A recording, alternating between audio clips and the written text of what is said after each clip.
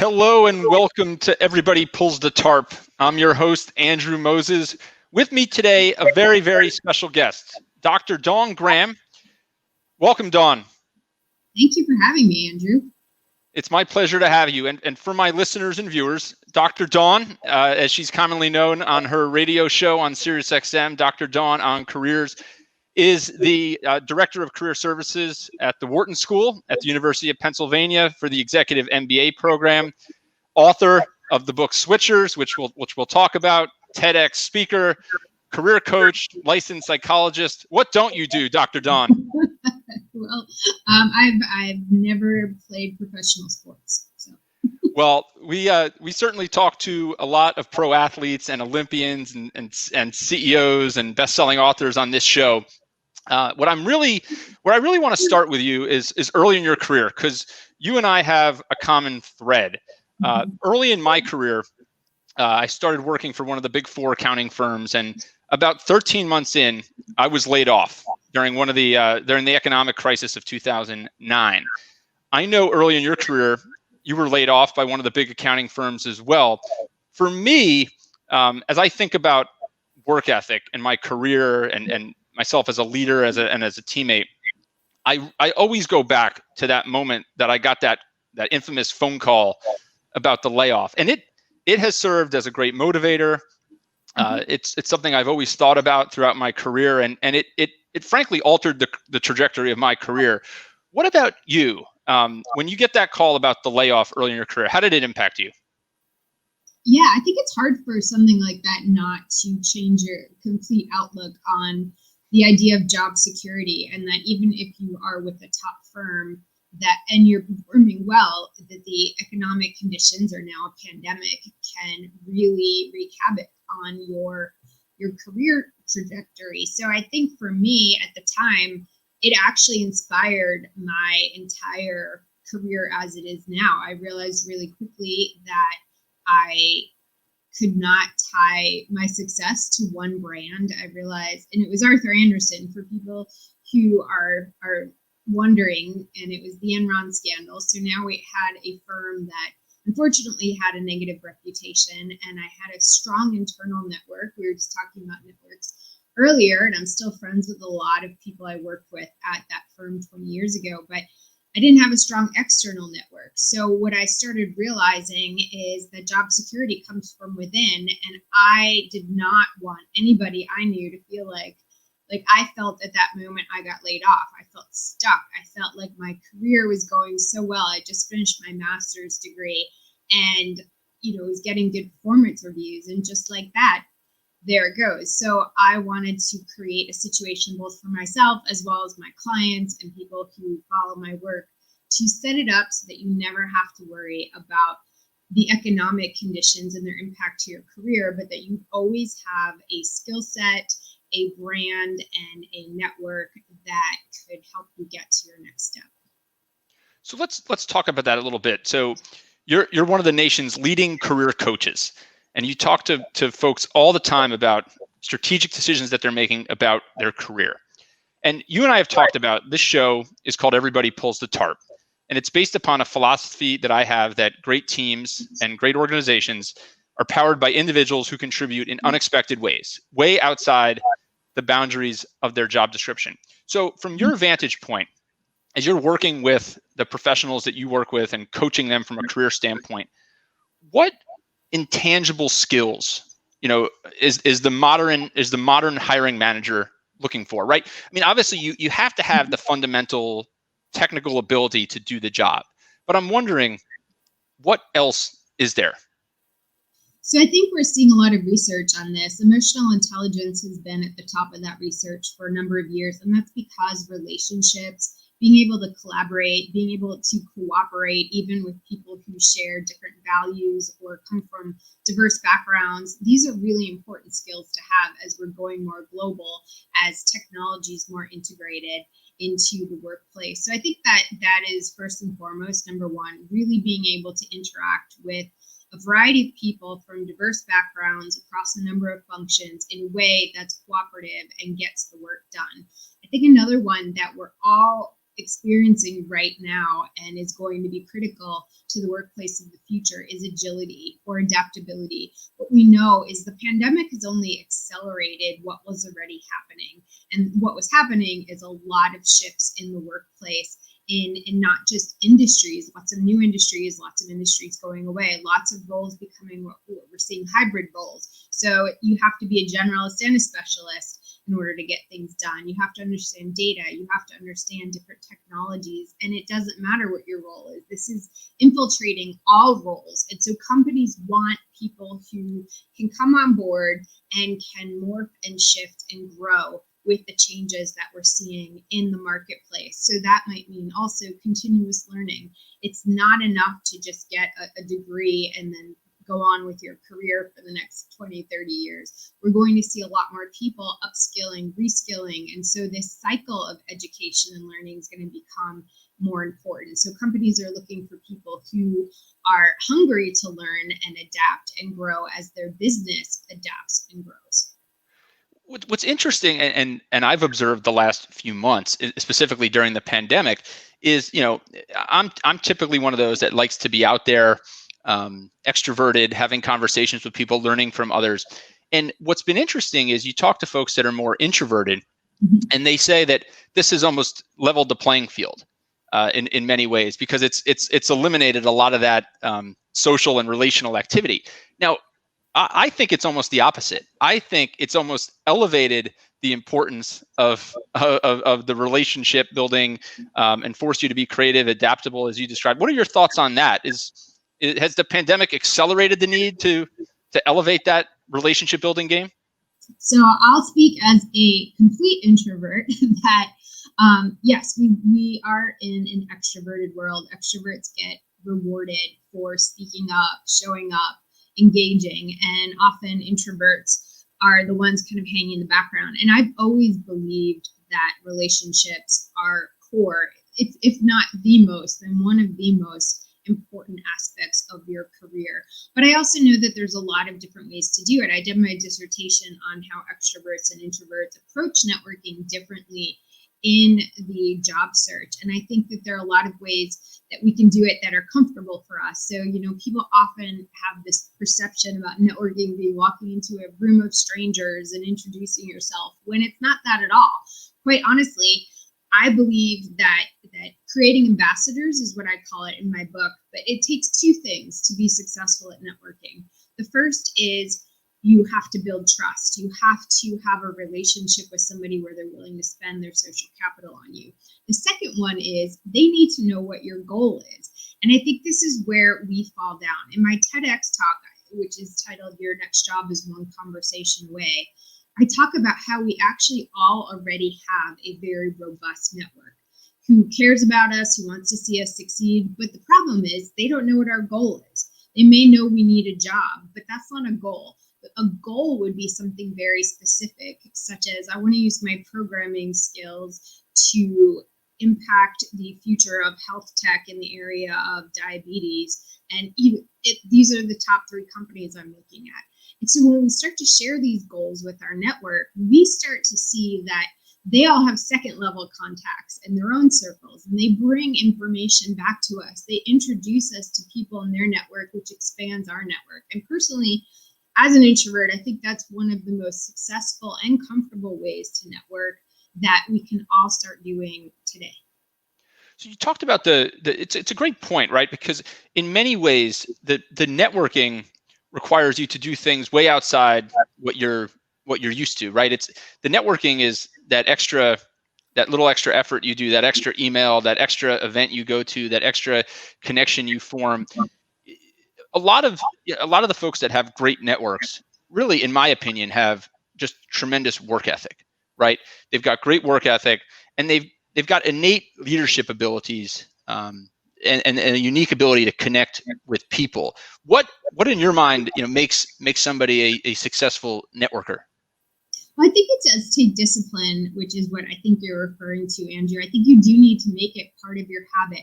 Too many people attach networking to a job search, and so they flip it on and off like a switch. And I think it needs to be more like a muscle. So more like when you work out, you can't work out one day a month and expect to get stellar results. And so you mentioned taking the extra step. I think we can all do that pretty easily. So for example, if we're on a webinar, instead of just, closing the computer or flipping the link to the next channel as if we're watching a TV show, pick 2 or 3 people on that webinar in that meeting that you want to connect with. Reach out to them on LinkedIn.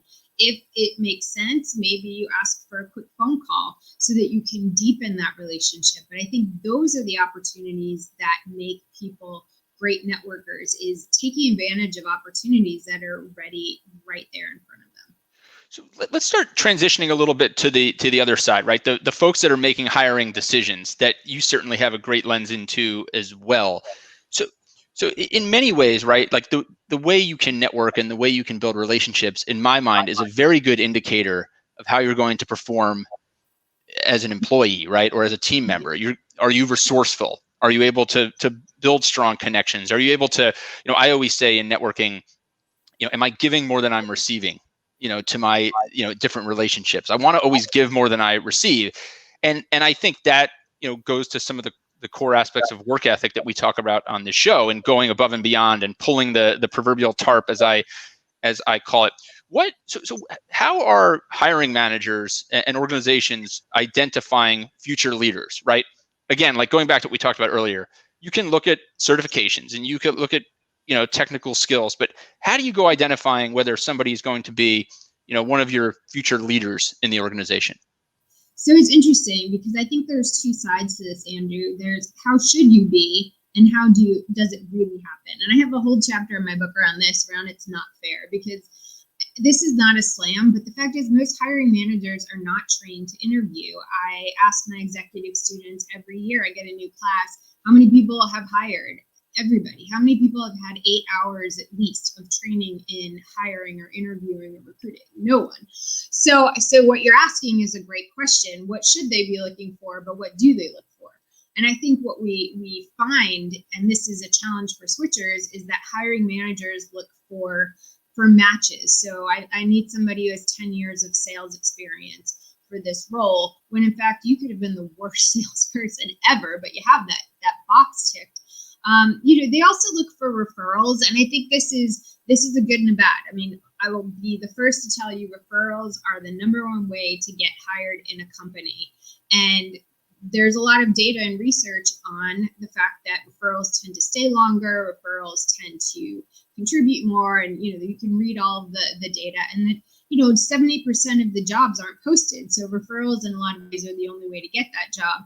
And that can be really helpful because maybe some of the technical skills can be learned, and the intangibles, like you were mentioning before, are really the keys to getting things done. But flip side of that is sometimes managers just hire someone they like, and they make a decision based on their gut, which is this, even though they're not really cognizant of this, they're saying, well, this person is like me and I like me and I'm successful, so this person will be. So I think one of the things we need to do in hiring is really shift this. Maybe, some companies that are doing it well have panels of people hiring, so they have multiple perspectives, because what happens in these situations is that this is where the bias creeps in, whether it's age bias or gender or race or all these other things, because you can tell by the, hiring somebody like me, how you can certainly create an exclusionary hiring process. So the panel is one way. How do you identify like a good leadership skills? Mm-hmm. So there is an aspect of not matching per se, but past behavior will be a part of what indicates future behavior. So looking at somebody who's taken initiative, looking at somebody who has raised their hand for committees or raised their hand to take on new work, or looking at somebody who has gone outside to get certifications or education. But it's not so much what they get that in, it's the fact that they're continuously looking to grow and learn and develop. Somebody who takes feedback well is another indicator of a good future leader. Somebody who, has a good set of skills for influencing. We often think of influencing. Most people use data to influence, but that's only one of many tools you can use to influence. You can certainly use power if you have it, and you can certainly use emotion. Some people use storytelling, but I think the people who are best at influencing have a menu of different strategies and can read the room and their audience and know which of those influencing strategies is going to be most helpful in the situation. So what you're saying is that there's really there's almost like a pattern of behavior, a pattern of different types of behavior, whether it's essentially taking initiative to take on new projects, it's, forming relationships, taking feedback really well, that a combination of a pattern, if you will, a combination of this behavior might be a good leading indicator that the person could be a good future leader, is going to have great work ethic, he's going to be an ideal contributor, if you will. So it's interesting because there are millions of books on this, and millions of books have different ideas about what makes a good leader. And, I worked at Korn Ferry, and they had different surveys around what makes the best leaders. But I think there's a lot of intangibles that we have to look at too, which are they a good fit for the organization? Do they believe in the mission? I think one of the things that trips people up a lot is ego. And it's a difficult thing to assess, but is someone able to put their ego aside for the good of the team or the good of the organization? And, these things are sometimes much harder to measure in an interview and really can only be seen over time. I mean, who are their mentors? Who are their influencers? Who are they partnering with in the organization? Who are they branding themselves with? Humans are so complex that as much as we'd love to have this checkbox of skills, a lot of it will depend on context, a lot of it will depend on culture, and a lot of it will depend on things in the environment that are likely to shift and change. I love what you're sharing there, right? Because it kind of goes back right to that moment that I always talk about on this show, where 16 years ago, I thought I was going to be a front office intern and learn the business of sports. And here on my first day working for a minor league baseball team, they tell me to put some old clothes in the locker room because I'd be helping the grounds crew pull the tarp on and off the field that whole summer. And I did probably 15, 20 times. And you do it in the rain and the wind and the mud. And it requires you to kind of take a different perspective and a different lens on things, right? And you put aside the fact that, hey, here's what I think I'm here to do. And here's what in the moment, in a weird way, is needed. The major league grounds crews have 20, 25 people on a crew. In the minor leagues, you might have 5, 6, or 7. So you need extra hands. So in many ways, that's shaped my entire career and outlook on how I approach things. And I know when I'm making hiring decisions, I'm looking for people who, regardless of what their title is, are willing to do whatever it takes in the moment. I had another guest on this show a few weeks ago. He's a NASCAR pit crew coach, and he trains pit crews to change tires and add a can of fuel in a time period that sounds almost impossible to a layman. And he has a saying that titles are for books, and that it doesn't matter what your title is. When you're in the moment, you have to do what is necessary. And I know that, I'm not sure if I was born this way or if I've certainly been shaped by, a handful of events and things throughout my career, but I'm curious and wondering, do you think people are born with great work ethic and great leadership ability, or is it something that they learn? I would say that it's always a combination. But if I had to lean towards one side of the continuum, I would lean towards the something you learn continuum. That something you're surrounded with in your upbringing, maybe the people you're surrounded with, whoever those people are. So I definitely think it's something that comes from the environment and something that you can change. And what are some ways? Like what are some ways that you recommend? Your executive MBA students at Wharton that you work with. Obviously they're very bright students. Wharton is one of the best, if not the best, in the country.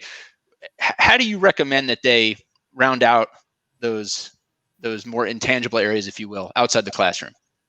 So I think one of the things that's a lost art is the idea of self-reflection. Now that we carry a computer around in our hands and are never really disengaged because there's always something to pay attention to, we're basically training our brains to need that stimulation. I mean, there was a point in time when I would be in an elevator and go up 20 floors and I had nothing to do because phones weren't invented yet.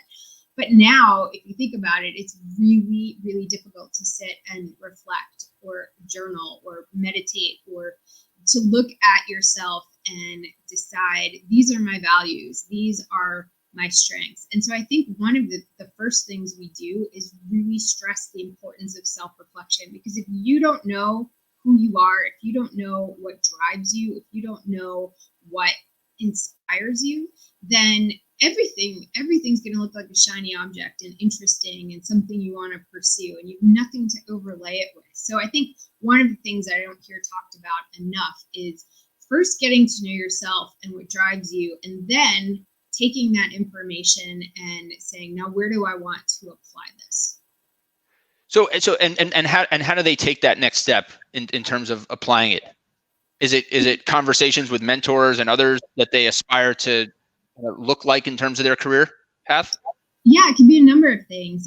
I encourage people to look at their goals and ask themselves, where do I get lost? Or where's that task when I'm having a bad day that I feel like, I don't have energy anymore, so I'm going to do this because it's something that you actually like doing. So really paying attention to those things. I think clarity comes through action. So having conversations with others. It doesn't have to be a mentor. It's great if you have one. But I think more often people have what I call advisors, which are people who can give you insights and feedback and work with you, but aren't necessarily long-term mentors. And getting that feedback, seeking out feedback is another skill that I think we all need to get better at, because humans don't like to be in conflict, and they don't like to necessarily give somebody bad information. So I think we have to proactively seek it out in a way and say, hey, I'm going to be doing this presentation. One thing I'm working on right now is projection. So I wonder if you'd sit in the back of the room and critique me on this. So doing this more and more so that they can evolve and learn how they're showing up and how others are perceiving them and how they can improve.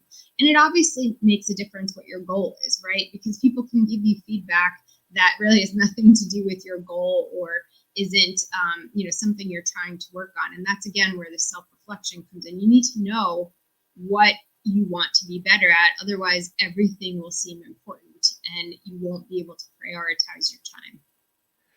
Well, Dr. Dawn, that is some great insight. Before I let you go, I want to talk a little bit about your book, so our viewers and listeners, can go get a copy and learn a little bit more. What inspired you to write Switchers? So I've always wanted to write a book, and I didn't want to clutter the shelf with another book that is already out there. There are tons of great career books, and there are tons of great books around figuring out what you want to do. So exploration. But there wasn't a book that actually taught people, once they figured out what they wanted to do, how to do that as a career switcher. So the book combines my background as a corporate recruiter, a career coach, a licensed psychologist, into a book that helps people who are looking to make a major pivot to skip all of the online ATS, applicant tracking system bias, and get around those broken processes so they can get in front of the hiring manager and get hired. So that was my premise for the book. It didn't exist on the shelf, and I wanted to contribute something that was needed. And the good news is that in the role that, or in the world we're in right now with COVID, these strategies are incredibly helpful, regardless of whether you're making a switch, because the competition is so high. These strategies help you get around that competition and in front of the decision makers. Wow. Well, Dr. Dawn Graham, this has been so much fun. I know I've learned so much. So thank you for joining Everybody Pulls the Tarp. Yes, thank you, Andrew. Appreciate being here. And to our listeners and viewers, thank you for joining me for this week's episode of Everybody Pulls the Tarp. Each week, you can find my conversations with CEOs, Olympians, pro athletes, elite coaches, best-selling authors, and other inspirational people like Dr. Dawn Graham on Apple Podcasts, Spotify, and wherever you stream your podcasts. Of course, you can follow me on Instagram at AndrewMoses123 and catch all of our content at www.everybodypullsthetarp.com. Thank you for joining Everybody Pulls the Tarp. We'll see you all next week.